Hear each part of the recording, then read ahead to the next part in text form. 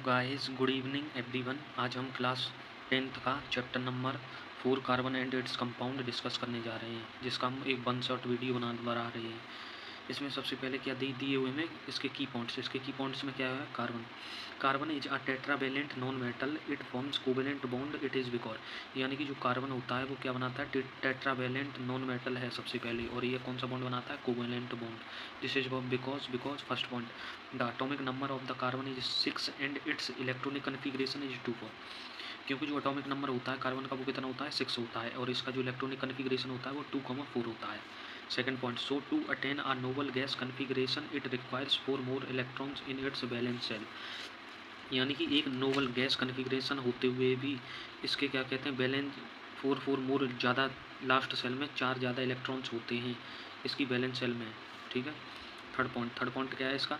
Carbon attends to the noble gas configuration by sharing its balance electrons with other atoms. यानी कि carbon जो attend करता है noble gas configuration by share, क्या share करके? Its balance electron. यानी कि यह अपना एक बैलेंस इलेक्ट्रॉन्स को, अपने बैलेंस इलेक्ट्रॉन्स को शेयर करके दूसरे एटम्स के साथ ये नोबल गैस कन्फिग्रेशन शो करता है। Such mutual sharing of the electrons between the atoms to attain a stable noble gas configuration is called covalent bonding. यानी कि जब ये शेयरिंग करता है किसकी? इलेक्ट्रॉन्स की जब शेयरिंग होती है किसके बीच में? एटम्स के बीच में, तब क्या कहते हैं? ये स्टेबल हो जाता है किसमें? नोबल गैस कन्फिग्रेशन में। और इस स्टेबल पोजीशन को हम क्या कहते हैं? Covalent bonding. ये कोवेलेंट बॉन्डिंग किसकी वजह से होती है? Share of electrons between the atoms के बीच में। फिर नेक्स्ट पॉइंट क्या दिया है?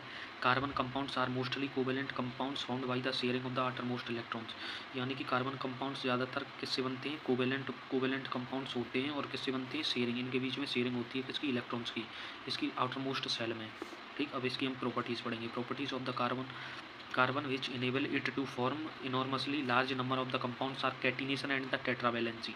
कैटिनेशन सबसे पहले क्या है? कैटिनेशन क्या है? Catenation is the property of the carbon atom to form covalent bond with the other atom of the carbon.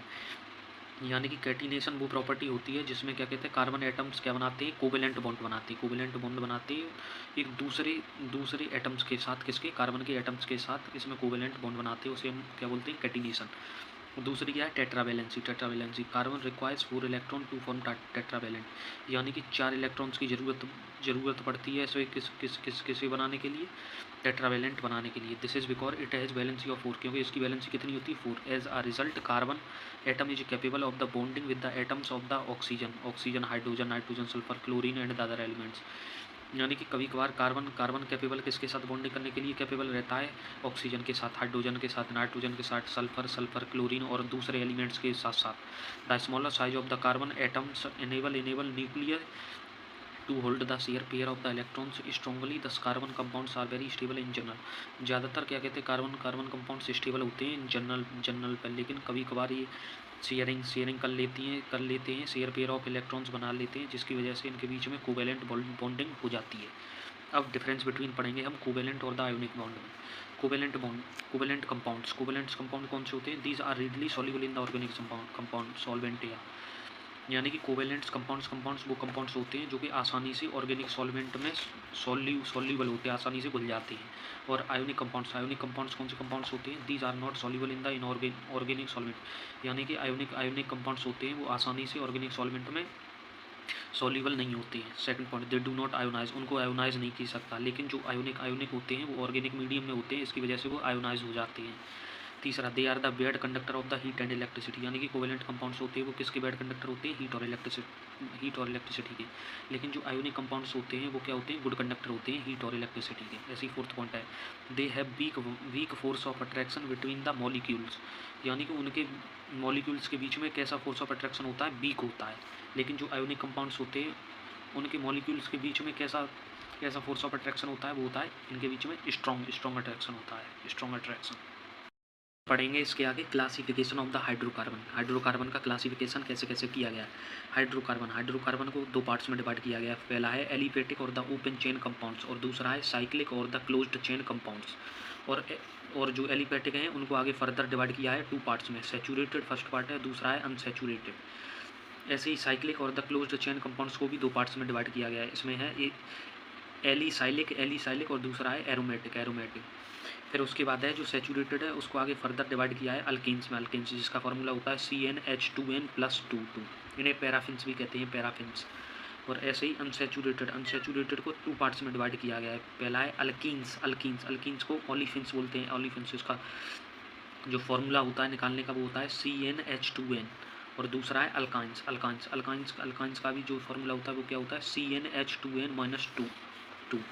अब हमें इसके आगे क्या पढ़ेंगे, IUPAC nomenclature, some common alkenes, alkanes, formula of the alkanes, alkanes का जो जनरल फॉर्मूला होता है वो क्या होता है CnH2n+2।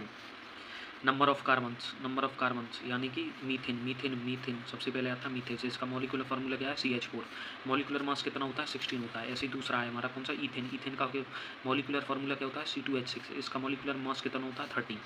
तीसरा है हमारा प्रोपेन, प्रोपेन का मॉलिक्यूलर फार्मूला कितना क्या होता है C3H8 और इसका मॉलिक्यूलर मास कितना होता है 44। चौथा है ब्यूटेन, ब्यूटेन का फॉर्मूला होता है C4H10, ऐसे ही इसका मॉलिक्यूलर मास होता है 58। पाँचवा होता है हमारा पेंटेन, पेंटेन का फॉर्मूला होता है C5H12, इसका मॉलिक्यूलर मास होता है 72।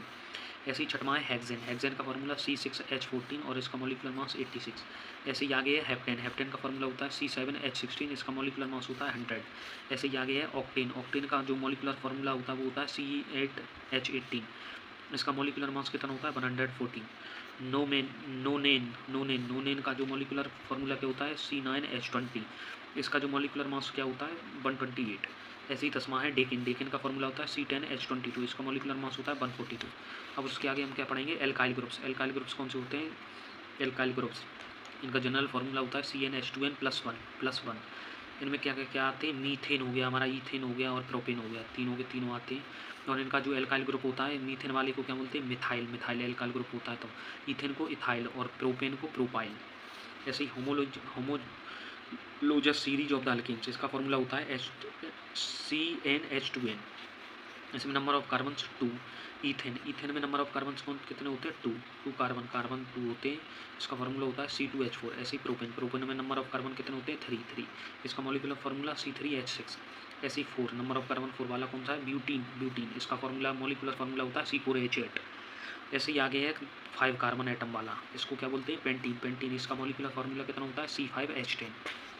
फिर उसके बाद है homologous series of the alkynes, alkynes इसका फॉर्मूला है CnH2n-2, इसमें नंबर ऑफ कार्बन 2 होता है, उसे बोलते हैं इथाइन, इथाइन इसका फॉर्मूला होता है C2H2।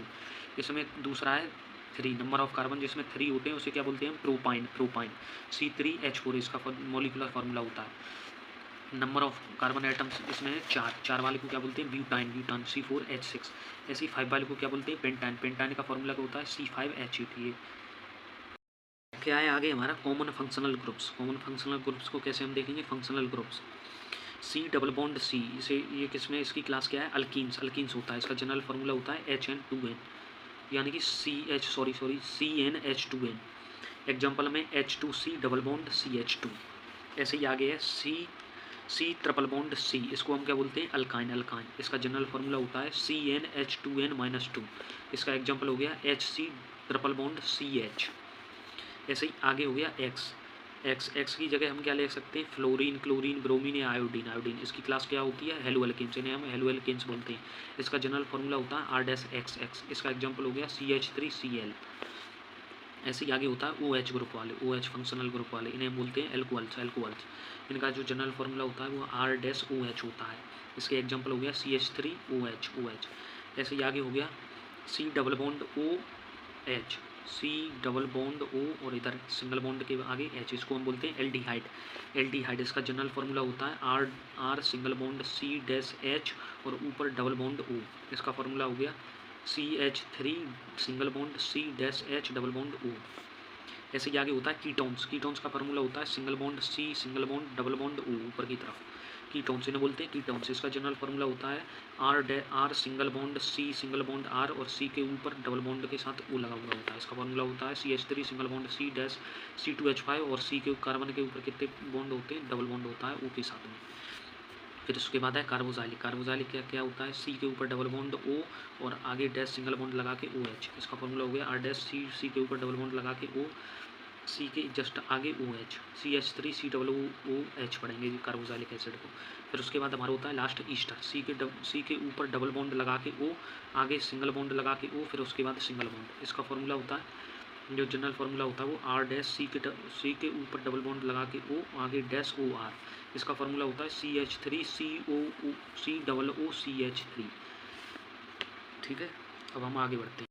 अब हम पढ़ेंगे इथानॉल। इथानॉल की केमिकल प्रॉपर्टीज़। इथानॉल की केमिकल प्रॉपर्टीज़ में क्या है, reaction with the sodium, sodium के साथ हम रिएक्शन क्या बनेंगे, तो formation of the sodium ethoxide और हाइड्रोजन गैस निकलेगी।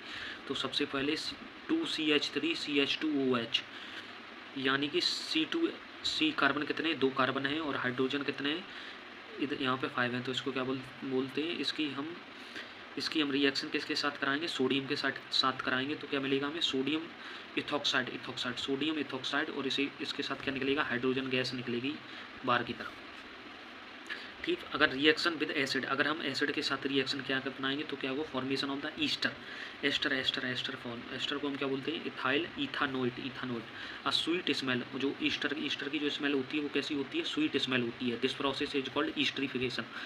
और इस जो पूरी प्रोसेस को हम क्या बोलते हैं, ईस्टरीफिकेशन। यानी CH3 COOH plus CH3 CH2OH की कॉन्सनट्रेट H2SO4 के प्रेजेंस में अगर हम इसकी रिएक्शन कराएंगे तो क्या बनेगा, हमारा ईस्टर बनेगा, ईस्टर, और उसके साथ साथ पानी भी निकलेगा। ठीक है, पानी भी साथ में निकलेगा हमारा बाहर। तो आज का टॉपिक हमारा यहीं ख़त्म होता है। ये था one shot of carbon and it's compounds.